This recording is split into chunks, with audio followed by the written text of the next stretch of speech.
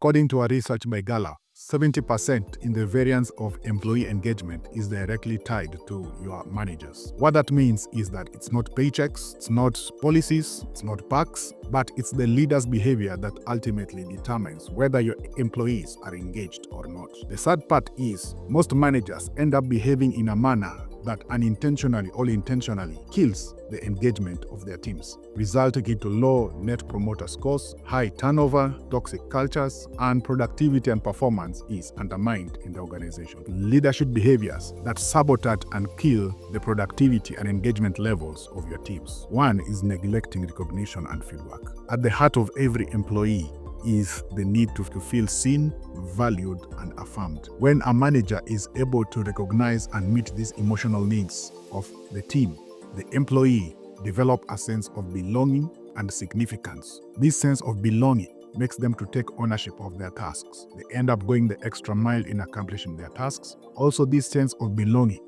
makes them to remain committed and loyal to the organization, driving down your turnover rates. But when a manager is unable or intentionally or unintentionally withholds recognition of the team, the employees disengage because they feel that any effort or any extra effort they put on the task will go unrecognized and it's unvalued or ignored. This will make them to disconnect from their work and just give you average results so that they can get by the day. At the end of the day, this reduces the productivity and engagement of your team. Number 2 is toxic stress spillover. Stress is a common occurrence in life, but when a manager lacks the skill and the ability to manage their stress levels, it ends up shaping their behavior in a manner that damages the performance of the team. This makes them to become short-tempered and they create a work environment that is really in fear. When employees are working out of fear, they become afraid to try out new ideas. This makes them to stop taking initiatives, it kills creativity,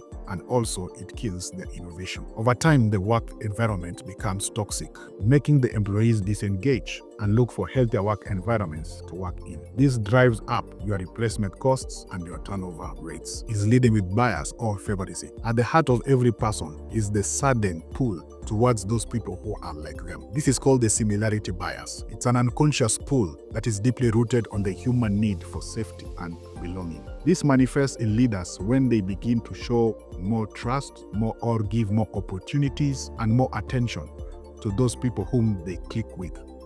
The rest of the team feel overlooked and they end up disengaging, disconnected, and eventually at the end of the day, this kills the collaboration in the team, driving down the team's performance. When a leader lacks the skill to regulate these emotions and impulses in them, they end up manifesting behaviors that ultimately kill the team's productivity. Leaders need to develop the right emotional intelligence skills that will enable them to manage these behaviors so that they can develop behaviors that drive a team's productivity. Click the link below to learn about the Lead, Empower, and Thrive program for leaders.